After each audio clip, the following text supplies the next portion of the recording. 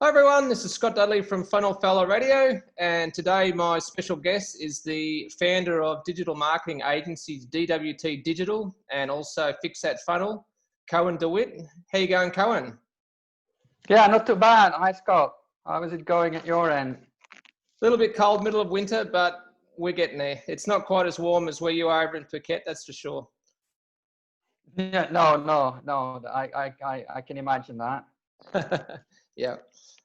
So, all right, let's jump straight into it. I was just going to start initially with your background and how you got into marketing and funnels in particular in the first place.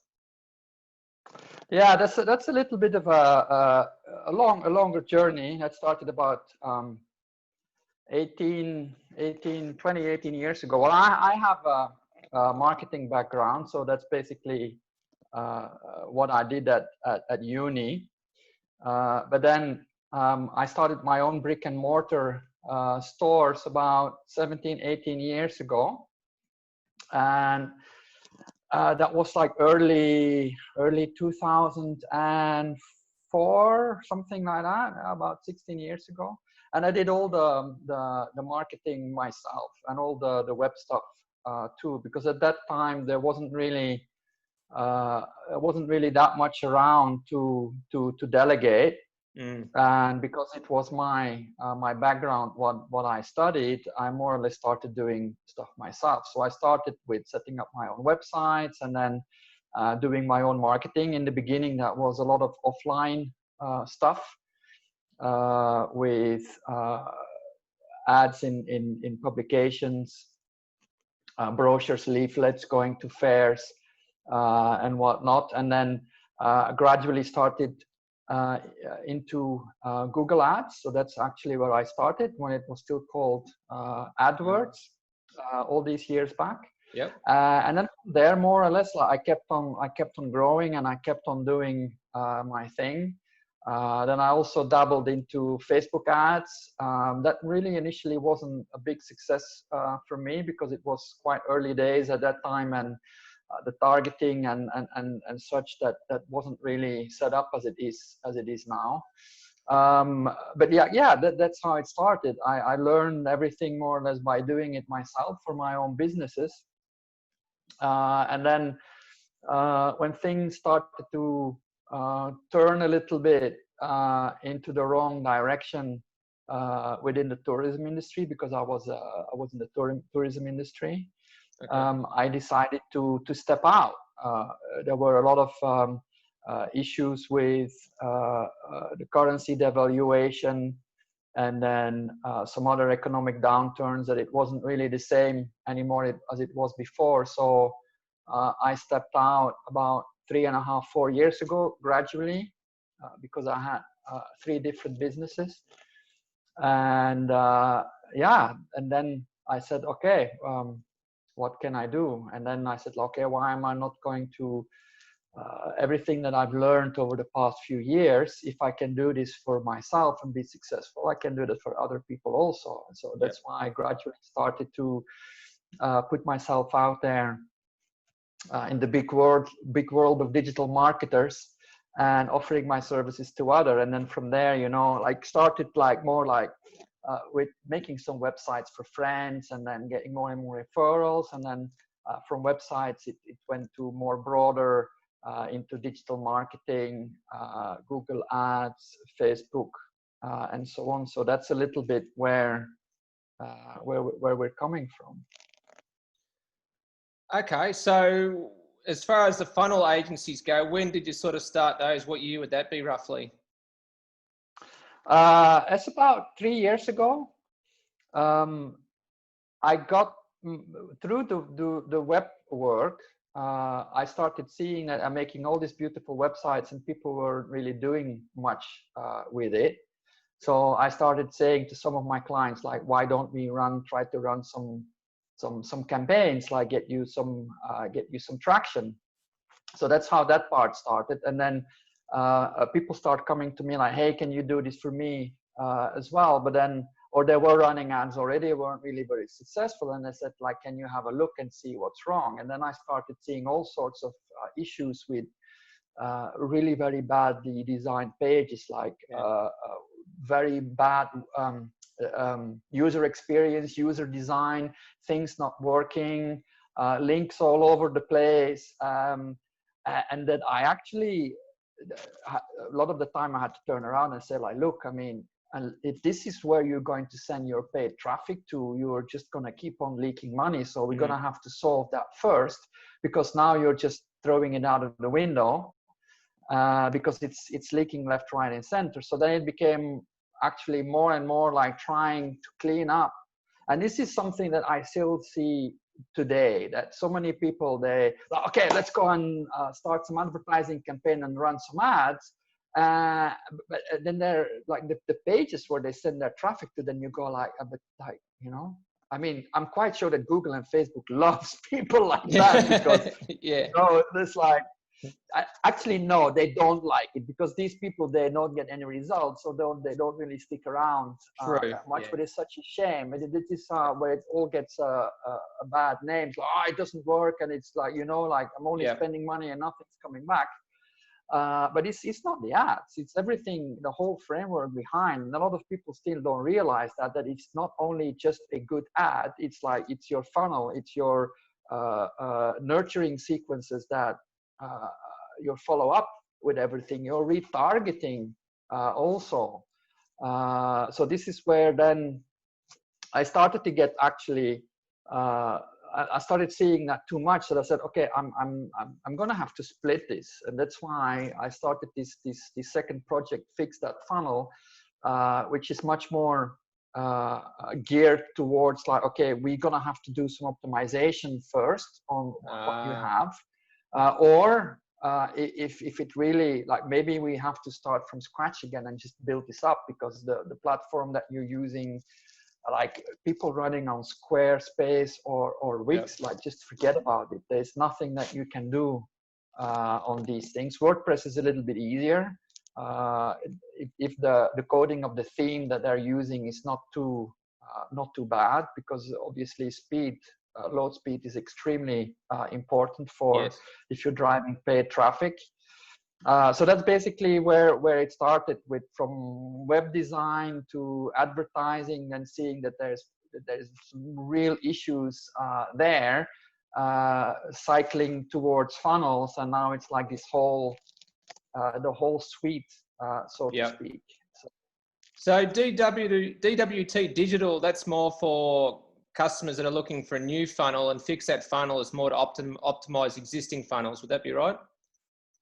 Yeah, DWT digital is everything that has to do with advertising and web builds. Like, Fix That Funnel is more like, okay, you have a funnel, or you want to build one, then this is where people can find me. It usually starts with optimization, because the people that I attract usually have something in place. And then from there we start, like, either we optimize it, or if it can't be done, then we're just gonna have to fix it by like hitting the reset button and start all over again. And with that particular part, because people don't have to drop their website, they're just gonna have to have like a funnel system next to it. And this is where ClickFunnels is brilliant, because it's a standalone thing. You have others like Unbounce, Lead Pages, and so on, but I prefer to work with ClickFunnels, because that's the easiest for me. Yeah, I agree. With the most options, I'm comfortable with using that platform. Sometimes I have clients that say, yeah, but I have paid already for Lead Pages, or have done this, so I work on other platforms also. But personally, like, Lead Pages is probably my least favorite. I just really don't like it. So. Yeah, well, they say that Lead Pages is like a calculator, whereas ClickFunnels is like an iPhone. That's sort of like comparing the two of them. But... Yeah, exactly. I mean, the options that you get with Lead Pages is like, it's like some of the stuff that you go like, oh, it's like, oh no, really don't. So, but yeah, okay. So we're offering a service, and if the client doesn't want to have the extra $99 per month, then who are we to say that they have to do that? Yeah, understand. So try to convince them otherwise that it's important, but it's their budget and their direction. So exactly, yeah. So I noticed on your website, you've got a 90-day formula. Are you able to just very quickly, briefly tell us what that's about? Well, basically it's because another thing that I come across is that people, they don't really have a lot of patience, and maybe their whole expectation level is not entirely correct. So that's why I put that straight from the beginning out there. You need to commit to this for minimum 3 months. Right. So this is where this 90-day formula comes from, because everything needs to be tested. I mean, you can launch a funnel or a landing page, but it's not because we think that it's going to work or that this is good that this actually is the case. So you need to test that. You need to test the audience. You need to test the landing page. You need to test the hook. Yes. And whatnot. So that takes time. It's just not like, okay, let me quickly build something, throw it out there, and then in 2 weeks' time the money is going to start rolling in. This is not how it works. Yes. So people need to realize, like, hey, you're into this for 3 months, and if you're not ready to invest in this for 3 months, then it's better that you maybe realign your goals. And in the meantime, maybe wait, because if you don't do that, if you don't give it time to let it test and let it roll, yep, and let it mature, get the data, and be patient for the results, get the data for especially for Facebook, for the pixel. Yes. So that makes it very clear from the beginning that people know it's a 90-day thing. Sometimes it's quicker, sometimes it takes a little bit longer, but it's going to take you approximately 3 months to really start seeing results.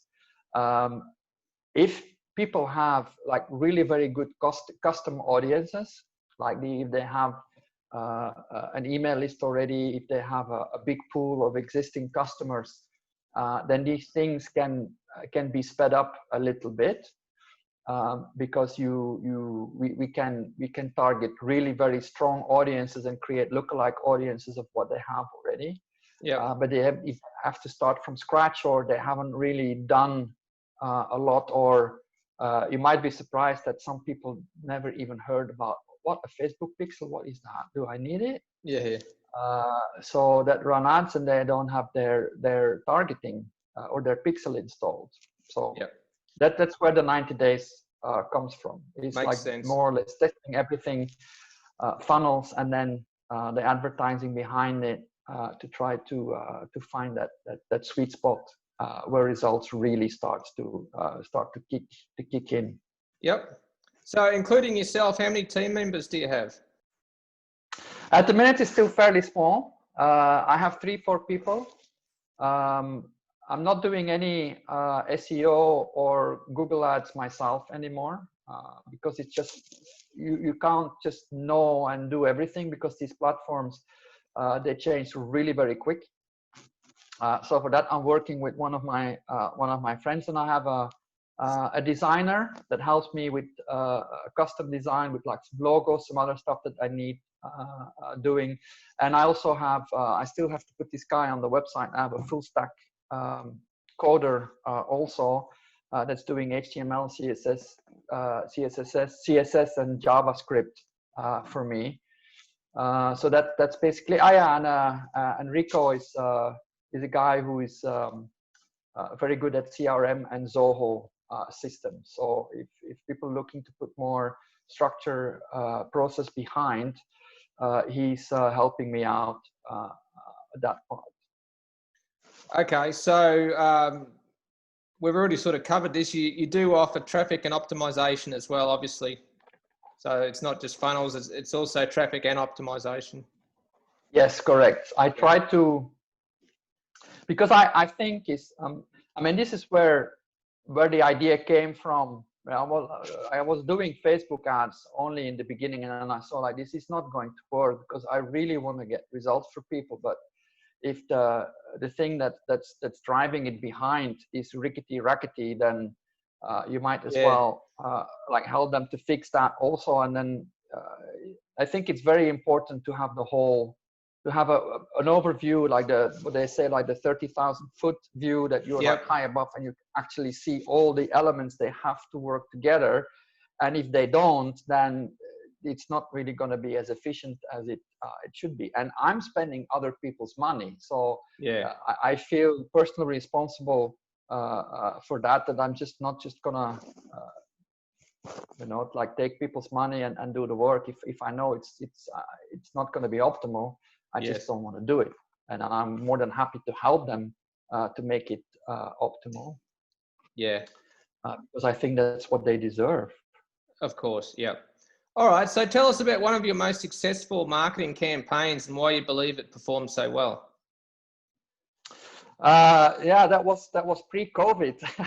Everything is pre-COVID nowadays. There was a lead gen campaign for a local gym. And we were getting high quality leads for like $3-4 a pop, rolling in at like days of like 20-25 leads per day on a $90 daily budget. And they were converting at like 1-2 leads per day, and they were worth $500 each. And that was like the initial value. So the lifetime value was even longer if people stayed longer with the gym. So getting 1 or 2, so that was a $500 to $1,000 day on a $90 ad spend.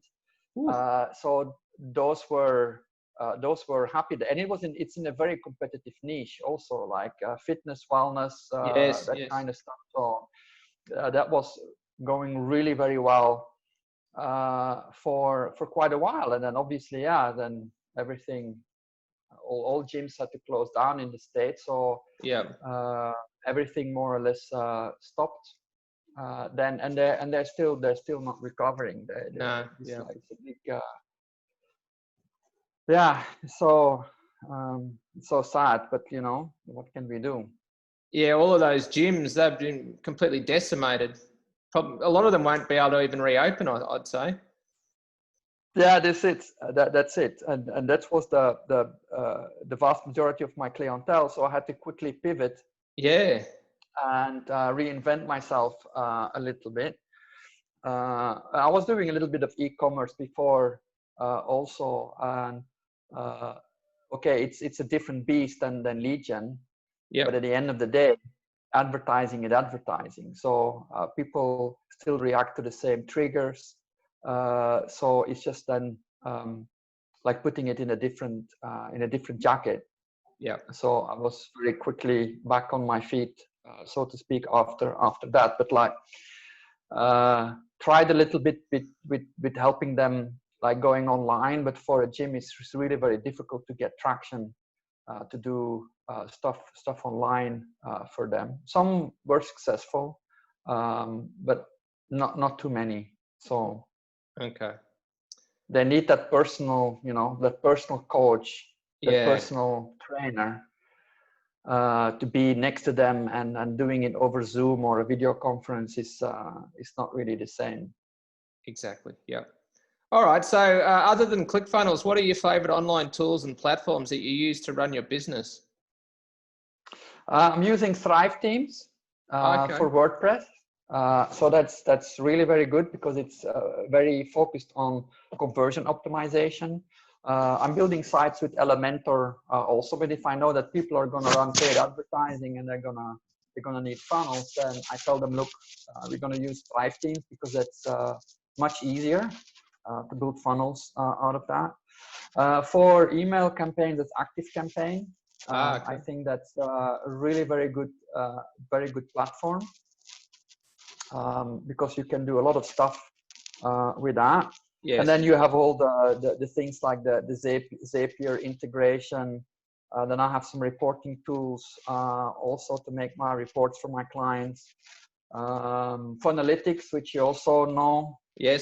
For mapping and tracking. It really helps visualizing it. Obviously, I have Google Analytics also installed on everybody's sites, but it's much easier to show people what's happening with their funnel using Funnelytics, because it maps it out really very nicely. It looks a little bit less intimidating also. And I pull up a screenshot, or when I'm on a live call and I open Google Analytics, like a lot of people run away screaming already because it all looks complex. And Funnelytics is really very good from a visual point of view, and it does exactly the same thing. So, well, the great thing with the great thing with Funnelytics too is that you can actually give your client a login, and they can actually log in and see themselves exactly what's going on in real time. So that most don't do it. So true, but it's very fun. Like you can. It's a selling point. That's true. Yeah. But most people they don't bother. They go like, I leave that up to you. Yeah, fair enough. It's there for you. It's like it's shared. So yeah. Okay. So what's the biggest and most common mistake that you see clients making? Like I touched on this a little bit already before. Obviously, that's a very interesting question. It's the expectations that people have. They don't have the patience anymore. Unfortunately, and this is one of the drawbacks of the internet. There are so many videos and so much content out there for free that teaches people how to do stuff. So a lot of people think, I can also do this myself. But what I don't realize is that there's always some information, some part missing. So there's only that far that you can get with all the free YouTube stuff that's floating around. It gives an idea. But actually to really properly do this, you have to dig in really very deep, and this is where the professionals like you and I come in, like that know about conversion optimization, that know about proper tracking, like delayed pixel firing, for example, to make sure that if you run retargeting campaigns, because a lot of people, they have like a view content, like, okay, they viewed my sales page. But if you have a very high bounce rate, then basically a lot of your retargeting is going to go to people that have not even spent 2 seconds on your page. They left straight away because they're not interested. If you delay the firing of your pixel, then automatically you're only going to target those people that are drawn more into your page and show a much higher intent. So your budget is being spent on people that are actually interested in your product, and this stuff that you're not going to find for free anywhere in the YouTube sphere. Yes. The other stuff is like badly designed landing pages. They don't really know how to copyright, so they don't really have good email sequences going on. I had one client who sent out emails to his list without a call to action. There was nothing in there, not even a phone number. And you go like, okay, I mean, this is like, people just don't. You have to be a professional to be able to see that stuff. Yes. And so those are the and proper tracking. You know, I mentioned people not having any pixel on their side. So you can't really do advertising online if you don't have any sort of tracking installed. So I guess that's those are the most things that I come across almost on a daily basis. Okay. So what are you curious about or researching right now regarding digital marketing in the future? There is a lot of things that people can, that I can improve on, and that I'm interested in. At the minute, I'm trying to up my copywriting game, and I'm getting more into NLP techniques, neuro-linguistic programming. I'm reading a couple of books on persuasion about that. But I'm an avid reader and a learner. So if I'm not working, my spare time, I'm just going through marketing books, going through whatever I can find. Yeah. So I think it's very important to stay up to date and to learn from other people what is working, what is not working. Maybe you heard about this Strategic Profits. It's a group run by Rich Sheffran. Yes, heard of it. He did what is it? The Coalition to Save the Internet Businesses. He had this 24-hour live stream, and he's telling what is this called again? This program, Steal Our Winners. So I'm part of that also, and basically they release every month to their members like 5-6 interviews with marketers that are like top tier marketers that basically explain what is working for them at this particular moment. Okay. Now this is in all the fields. Like there is stuff from what is it, like James von Elswick. He's doing what is he doing? Is he solo ads? I think it's solo ads. So it's the whole suite of many different types and varieties, not only Facebook ads. Okay. So I'm following that a lot, and then you come into contact with other people, and this is how you expand your knowledge and your network. And then that person recommends this book, or have a look at this and that, and so on. So it's never ending. The more you know, the more you can offer, and the better you can become. So the learning never stops. I agree 100%. Yep. All right. So just to wrap up, who are your marketing idols or the biggest influences on your career? I've dropped a couple of names already, but I think the main one is Russell Brunson, because he more or less like brought this concept on the market that actually no one really thought of with his funnel software, but it's much more than just the software, because that's the end result of his years of like tinkering and trying to get something going in the online marketing world.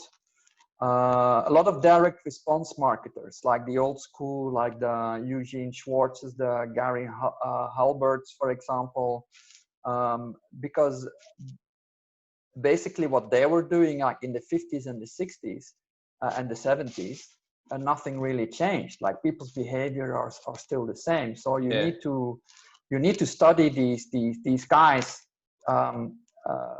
what they were doing, because it's still relevant today. Rich Sheffran is one that I have a lot of respect for, that I recently got in contact with, because he was also one of the pioneers in the 2000s when things started to explode online. So these are the kind of people that I really follow. Then you start seeing that they all come from the same kind of pool, like guys like Todd Brown, Frank Kern, for example. They've all